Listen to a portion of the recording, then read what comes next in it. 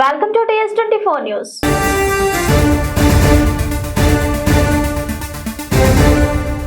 సామాన్యులకు big shock తగిలింది. తెలుగు రాష్ట్రాల్లో కూరగాయల ధరలు బగ్గుమంటున్నాయి. వర్షాల వల్ల ఉత్పత్తి తగ్గిపోవడంతో సరఫరా తగ్గింది. దీని వల్ల కూరగాయల ధరలు పెరుగుతున్నాయి. దీంతో సామాన్యులు నిత్యావసర సరుకులకు ఎక్కువ ఖర్చు పెట్టాల్సి వస్తోంది. పెట్రోల్, డీజిల్ ధరలు ఇటీవల లీటర్ పై 7.50 మేర పెరిగాయి. సామాన్యులకు బిగ్ షాక్ తగిలింది. తెలుగు రాష్ట్రాల్లో కూరగాయల ధరలు బగ్గుమంటున్నాయి. వర్షాల వల్ల ఉత్పత్తి తగ్గిపోవడంతో సరఫరా తగ్గింది. దీనివల్ల కూరగాయల ధరలు పెరుగుతున్నాయి. దీంతో సామాన్యులు నిత్యావసర సరుకులు ఎక్కువ ఖర్చు పెట్టాల్సి వస్తోంది. పెట్రోల్, డీజిల్ ధరలు ఇటీవల లీటర్ పై 7.50 మేర పెరిగాయి. దీంతో రవాణా ఖర్చులు పెరగడం కూడా కూరగాయల ధరలపై ప్రభావం చూపుతోంది. ఇంధన ధరలు పెరిగినప్పుడు సాధారణంగా నిత్యావసర సరుకుల ధరలు పెరుగుతూ ఉంటాయి. ఒకవైపు పెట్రోల్, డీజిల్, వంట గ్యాస్ ధరలు పెరగగా కూరగాయల ధరలు కూడా పెరగడంతో సామాన్యులపై భారం పడుతోంది. ప్రస్తుతం తెలుగు రాష్ట్రాల్లో కూరగాయల ధరలు ఎలా ఉన్నాయో తెలుసుకుందాం.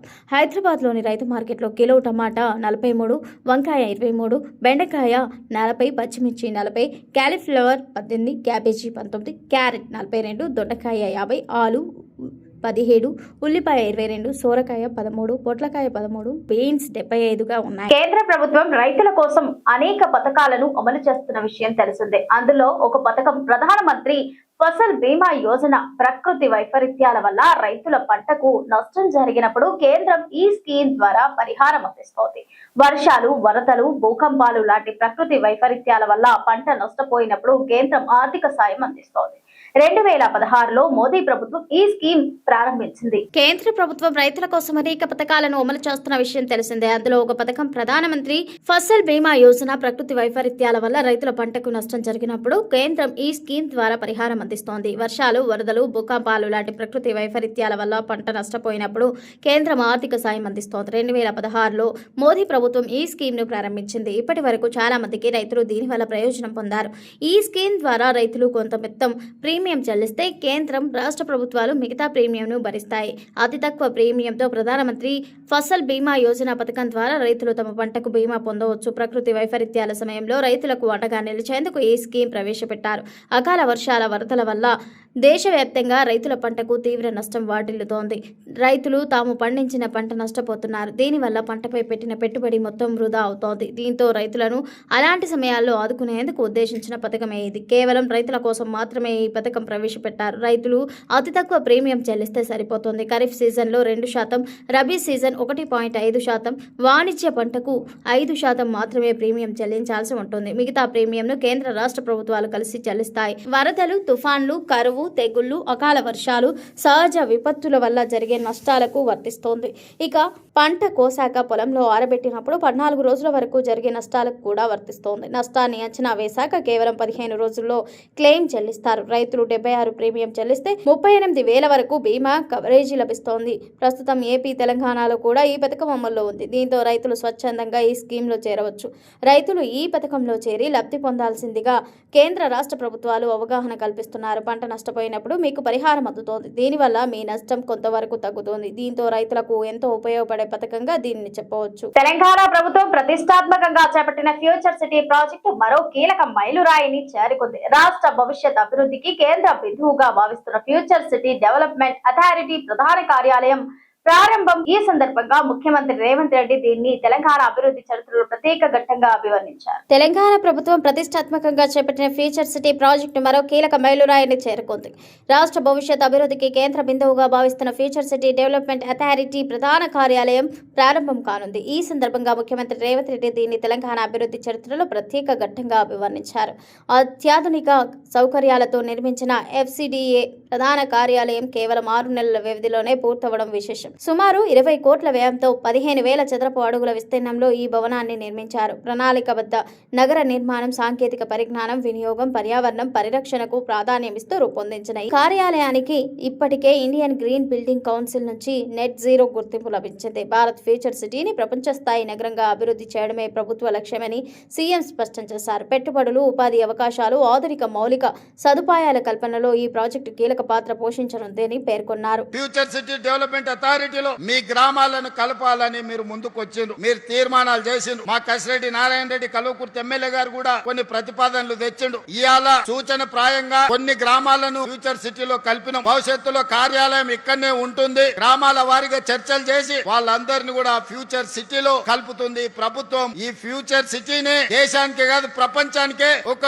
గొప్ప నగరంగా రాణిస్తుందనడంలో ఎవరికి ఎలాంటి అనుమానాలు లేవు. అడ్డం పడ్డోళ్లను అడ్డంగా తొక్కుకుంటూ పోతారు ఈ ప్రాంత రైతాంగం, ఈ ప్రాంత ప్రజలు. ఈ నగరాన్ని వాళ్లే కాపాడుకుంటారు, ఈ నగరాన్ని వాళ్లే నిర్మించుకుంటారు. ఈ నగరాన్ని ప్రపంచానికి అంకితం చేసే యువత ఈ ప్రాంతంలో ఉన్నారు. వాళ్ళ మీద నాకు సంపూర్ణమైన విశ్వాసం ఉన్నది. ఈ నగరం భవిష్యత్తుకు ఒక దిక్సూచి. ఖచ్చితంగా ఈ నగరం విరాజిల్లుతుంది. తెలంగాణలో బీజేపీ పార్టీ పొత్తులకు సంబంధించి కేంద్ర మంత్రి అమిత్ షా ఆసక్తికర వ్యాఖ్యలు చేశారు. తెలంగాణలో ఈ ప్రాంతీయ పార్టీతో పొత్తు ఉండదు అని తేల్చి చెప్పారు. ఒంటరిగానే తెలంగాణలో బీజేపీ అధికారంలోకి వస్తుందంటూ ధీమా వ్యక్తం చేశారు. తెలంగాణలో బీజేపీ బీఆర్ఎస్ పార్టీలు కలిసి ఉన్నాయంటూ ముఖ్యమంత్రి రేవంత్ రెడ్డి సహా కాంగ్రెస్ నేతలు పదే పదే తీవ్ర విమర్శలు చేస్తూనే ఉన్నారు. బీజేపీ బీఆర్ఎస్ మధ్య రహస్య ఒప్పందాలు ఉన్నాయని, అందుకే బీఆర్ఎస్ ప్రభుత్వ 10 ఏళ్ల పాలనలో జరిగిన అవినీతిపై నరేంద్ర మోదీ ప్రభుత్వం చర్యలు తీసుకోవడం లేదని హస్తం పార్టీ నేతలు తీవ్ర విమర్శలు గుప్పిస్తూనే ఉన్నారు. ఈ నేపథ్యంలోనే బీజేపీ అగ్రనేత కేంద్ర హోంశాఖ మంత్రి అమిత్ షా కీలక ప్రకటన చేశారు. తాజాగా మీడియా చిట్చాట్లో మాట్లాడిన కేంద్ర మంత్రి అమిత్ షా తెలంగాణలో బీజేపీ ఏ పార్టీతో పొత్తు పెట్టుకునేది లేదని స్పష్టం చేశారు. ఒంటరిగానే ఎన్నికల్లో పోటీ చేసి తెలంగాణ గడ్డపై కషాయ జెండాను ఎగరవేస్తామని ధీమా వ్యక్తం చేశారు. అయితే అమిత్ షా చేసిన వ్యాఖ్యలు ఇప్పుడు సరికొత్త చర్చకు దారితీస్తున్నాయి. ఇది ఒక సాధారణ రాజకీయ ప్రకటనగా కాకుండా దక్షిణాది రాష్ట్రాల్లో పార్టీని విస్తరించేందుకు బీజేపీ అవలంబిస్తున్న దీర్ఘకాలిక వ్యూహానికి సాంకేతికంగా రాజకీయ విశ్లేషకులు భావిస్తున్నారు. మరీ ముఖ్యంగా తెలంగాణలో ఇతర పార్టీలపై ఆధారపడకుండా సొంతంగానే బీజేపీని నిలబెట్టాలని దృష్టి పెట్టినట్టు అనుమానం వ్యక్తం చేస్తున్నారు. ఎన్నికలు జరిగే ప్రతి రాష్ట్రంలో ఒంటరిగానే పోటీ చేసి బీజేపీని అధికారంలోకి తీసుకురావడమే తమ లక్ష్యమని తాజాగా అమిత్ షా పేర్కొన్నట్లు తెలుస్తోంది. ఈ క్రమంలోనే దక్షిణాది రాష్ట్రాలు మరీ ముఖ్యంగా తెలంగాణపై బీజేపీ ప్రత్యేక దృష్టి పెట్టిందని కూడా అమిత్ షా తేల్చి చెప్పినట్లు సంబంధిత వర్గాలు చెబుతున్నాయి. తమిళనాడు, ఆంధ్రప్రదేశ్లలో బీజేపీ ఎక్కువ కాలం ప్రాంతీయ పార్టీలపై ఆధారపడటం వల్ల స్వతంత్రంగా బలాన్ని పెంచుకోలేకపోయామనే భావన బీజేపీ అగ్రనాయకత్వానికి వచ్చిందని రాజకీయ వర్గాలు చర్చించుకుంటున్నాయి. అందుకే ఇతర పార్టీలపై ఆధారపడకుండా బీజేపీ బలాన్ని సొంతంగా పెంచాలని యోచిస్తున్నట్లు అమిత్ షా వ్యాఖ్యలు అర్థం చేసుకోవాలని రాజకీయ విశ్లేషకులు పేర్కొంటున్నారు.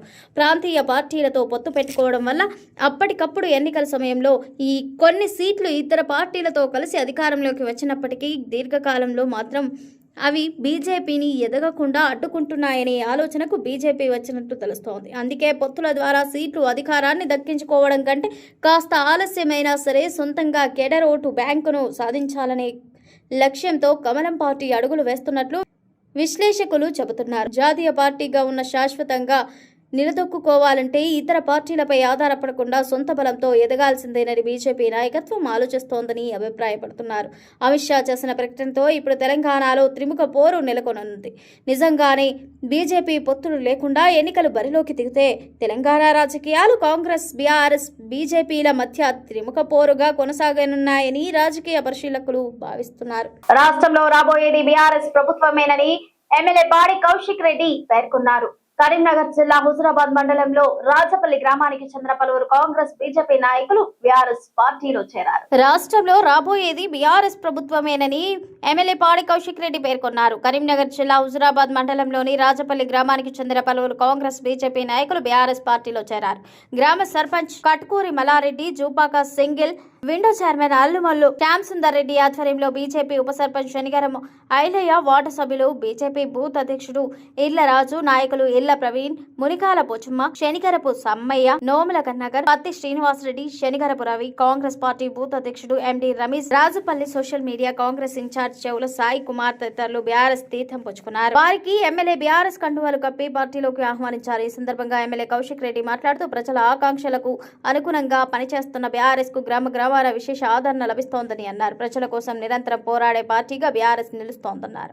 హుజురాబాద్ నియోజకవర్గ అభివృద్ధి కోసం మరింత శక్తివంతంగా ముందుకు సాగుతామంటూ పేర్కొన్నారు. ఒసై రాములమ్మ సినిమా లెక్క పోరాటం చేస్తాం కానీ మా భూములు ఇవ్వము, మా పంట మొత్తం సాఫ్ చేసి రేవంత్ రెడ్డి సభ పెట్టుకున్నాడు, మమ్మల్ని ఇంట్లో వేసి తాళం వేసి సభ పెట్టుకున్నాడు. ఇక్కడ ప్రభుత్వ భూములున్నాయి, గుట్టలున్నాయి, అక్కడ ఫ్రూట్ మార్కెట్ పెట్టొచ్చు కదా, అంతకు ముందు వేరే దగ్గర అమ్ముకొని ఆ భూముల మీద పడ్డాడంటూ రైతులు ఆవేదన వ్యక్తం చేస్తున్నారు. నా భర్త పోయి ఇప్పుడు 18 రోజులు అయింది. 18 రోజుల వరకు లాగం చేసేసి ఇంట్లో నా మొగడు, నా పిల్లలు, మా ఆడబిడ్డలు, మా మామ అందరు చేసిన భూమిది. వాళ్ళు 5 ఆడపిల్లలు, మా వాళ్ళు 3 మొగలు. మొగలు ఇప్పుడు నా మొగడు పోయిండు, మా బావ పోయిండు. అగో గుండు మీద పోయింది. గుండు అది తెల్లందాకా వచ్చి బుస పాములు కడిచినా కానీ చెట్లు చెదరకుండా మేము విరాట్కాయ వేసుకున్నాము, పెసరకాయ వేసుకున్నాము, కందికాయ వేసినాము, బొబ్బాలు వేసుకున్నాము. లేదొక్క పంట. ఇప్పుడు మొత్తం ఈ మీటింగ్ కోసం కూడా ఈ జాగలు మొత్తం ఆగం చేసిర్రు. మొత్తం ఇలా మీరు పంట వేసుకొని ఉండే పంట ఆ పంటను మొత్తం సాఫ్ చేసి మీటింగ్ పెట్టిండు. మళ్ళా వచ్చినోడు మా దగ్గర రావాలి కదా. భూమి మీద మేమున్నాము. ఒక్కడను మా ఇంట్లోకి వెళ్ళి తాళం పెట్టిండు. బాదారు మీద ఉండమన్నాడు. ఇక లడాయి చేస్తుండు. ఇంట్లో తాళం వేసిర్రా? మరి మేము వేసుకున్నాం. పోలీసు ఎట్లా మరి ఇప్పుడు పోలీసు వాళ్ళు మిమ్మల్ని అరెస్ట్ చేసి వాళ్ళు ఇక్కడ మీటింగ్ పెట్టుకున్నారు. ఊరు శాంతిమి. ఇట్లే రేవంత్ రెడ్డి వస్తే ఈ పరిస్థితులు వస్తాయి, మా భూములు పోతాయి అనుకున్నారా? మేము అనుకోలే. మాది ఇల్లు, మాది జాగా అనుకున్నాం. మీ జాగా అనుకున్నారు. ఎట్లా ఇంద్రమ్మ రాజ్యం అంటా ఉంటారు. ఈ భూములు ఎట్లా మహిళలు కోటీశ్వరాలు అంటాడు. మళ్ళీ ఏ మహిళలు కోటీశ్వరు రారు మా భూమి కాడికి అని ఇంట్లోనే పండుకున్నాము, ఇంట్లోనే ఉన్నాము. ఇన్నే తెలంగాణ పిల్లలు కూడా ఇక్కడనే పుట్టువాడారు. ఇక్కడనే చెట్లకు ఉయ్యాలు కట్టుకొని ఊగినాం. ఇంట్లో పిల్లలు వేసుకున్నాం. ఈ రోజు భూములు తీసుకుంటాం. ఏడ పోవాలమ్మా మీ భూములు పోతే? మేము ఎక్కడ పోవాలి? రోడ్డు మీద పోయి ఆయన ఇప్పుడు రోడ్ చేసిన అంటుండగా ఆ రోడ్డు మీద పోయి మట్టి ఎత్తుకొని బిక్కటాను కూడా మాకు ఆ రోడ్డు మీద మట్టి కూడా దొరుకుతలే. నా పిల్లలు ఏం చేయాలి? నా జనాభాని అంతా అందరు చంపుకొని నేను ఆయన భూమి మార్కెట్ కట్టి మీకే ఏంటి ఉద్యోగాలు పెరుగుతాయి, డిమాండ్ పెరుగుతుంది అని అంటున్నారు. మీకే మార్కెట్ వస్తున్నట్టు? మాకు అవసరం లేదు మార్కెట్. మాకు ఆ మార్కెట్ అవసరం లేదు. ఆడున్న మార్కెట్ ఓపెన్ తీసుకో. జనాల దగ్గర పైసలు ఇచ్చి తీసుకున్నావు, అందరు మోపించినావు, మా జాగా మీద పడ్డావు. సాహుకారు గుట్టలు ఉన్నాయి, కొల్ల గుట్టలు ఉన్నాయి. ఆల్రెడీ అక్కడ జాగా తీసుకొని మళ్ళీ అది అమ్ముకొని మళ్ళీ ఇటు ఆడ అమ్ముకుండు, ఇటుకు వచ్చింది జాగా మీద కన్ను పడ్డాడు. మీ పేదోళ్ళ భూములు తీసుకుంటే ఏమొస్తుందమ్మా? ఏదా ఏం లేని వాళ్ళు గట్టిగా దొరకలే, రొట్టె దొరకలే. విన్నావా? దూడే దుక్క ఆ కంచె పోయి ఊరు దూడే ఎక్కడ అదే ఈ తొర్రూరు దూళ్ళ కాడికి వెళ్ళి ఆ కంచె పోయి మేసి వచ్చి ఈ భూములల్లో అరకలు కట్టుకొని కూలి మంచిగా కానీ చేనువాడే కానీ అరకలు కట్టి ఆడి ఇత్తనం వేసి పండించిన భూములు ఇవి. ఆ గుట్ట పోయి మేసి మళ్ళీ ఈ గుట్టకు వచ్చి మేసి ఇక వేస్తామా? ఇవాళ మామూలు పోదనే పెట్టినావు. ఈ పబ్లిక్ తో చెప్పు దెబ్బలు తిని నువ్వే అనగాలి. చెప్పుల కాడ మనం నుంచినావు కదా, నువ్వు చెప్పుల దెబ్బలు తిని అనికి నువ్వు అక్కడనే ఉండాలి. నలిపిల్లు ఉన్నట్టు గోడకున్నట్టే. గోడకుండే మళ్ళీ ఈ కాటు పెట్టి పన్నులు మొదలు పెడతా అంటాడు. పన్ను మొదలు పెడితే మా ఎవరు వసే రాములమ్మ పోరాటకం ఏంది? ఆ పోరాటకం చేస్తాం. ఇందా మా పోరాటకం మాకి మేము దున్నే భూములు అయితే ఇట్లా పానం పోయి ఏ బొక్క కా బొక్క తీసుకున్నా గాని ఈ భూమి మీదకి ఆ ప్రపంచం రావద్దు. అది తెలుగు రాష్ట్రాల్లో విభిన్న వాతావరణ పరిస్థితులు నెలకొన్నాయి. పగటి పూట ఎండలు, సాయంత్రం వేళల్లో వర్షాలు కురుస్తున్నాయి. ఈ క్రమంలో వర్షాలపై వాతావరణ శాఖ కీలక అప్డేట్ ఇచ్చింది. ఎండలతో పాటు వర్షాలు కురుస్తాయని తెలిపింది. ఆంధ్రప్రదేశ్ రాష్ట్రంలో విభిన్న వాతావరణ పరిస్థితులు నెలకొన్నాయని విపత్తుల నిర్వహణ సంస్థ మేనేజింగ్ డైరెక్టర్ ప్రకాష్ జైన్ తెలిపారు. తెలుగు రాష్ట్రాల్లో విభిన్న వాతావరణ పరిస్థితులు నెలకొన్నాయి. పగటిపూట ఎండలు, సాయంత్రం వేళల్లో వర్షాలు కురుస్తున్నాయి. ఈ క్రమంలో వర్షాలపై వాతావరణ శాఖ కీలక అప్డేట్ ఇచ్చింది. ఎండలతో పాటు వర్షాలు కురుస్తాయని తెలిపింది. ఆంధ్రప్రదేశ్ రాష్ట్రంలో విభిన్న వాతావరణ పరిస్థితులు నెలకొన్నాయని విపత్తుల నిర్వహణ సంస్థ మేనేజింగ్ డైరెక్టర్ ప్రకాష్ జైన్ తెలిపారు. మరో 3 రోజులు పిడుగులతో కూడిన వర్షాలు, కొంత ఎండ ప్రభావం చూపే అవకాశం ఉందని ఆయన పేర్కొన్నారు. మధ్య బంగాళాఖాతం నుండి కర్ణాటక, కోస్తాంధ్ర, తెలంగాణ వరకు ద్రోణి విస్తరించి ఉందన్నారు. దీని ప్రభావంతో మార్కాపురం, రాయలసీమ జిల్లాలో పిడుగులతో కూడిన తేలికపాటి నుంచి మోస్తారు వర్షాలు కురిసే అవకాశం ఉందని ఏపీఎస్డీఎంఏ ప్రకాష్ జైన్ తెలిపారు. అలాగే అల్లూరి, పోలవరం, పశ్చిమ గోదావరి, ఏలూరు, కృష్ణా, ఎన్టీఆర్, గుంటూరు, బాపట్ల, పల్నాడు, ప్రకాశం, నెల్లూరు జిల్లాల్లో అక్కడక్కడ పిడుగులతో కూడిన తేలికపాటి వర్షాలు కురిసే అవకాశం ఉందని తెలిపారు. ఇదే వాల్టి బులెటిన్. మరో బులెటిన్ తో మళ్ళీ కలుద్దాం. Stay tune, TS24 news.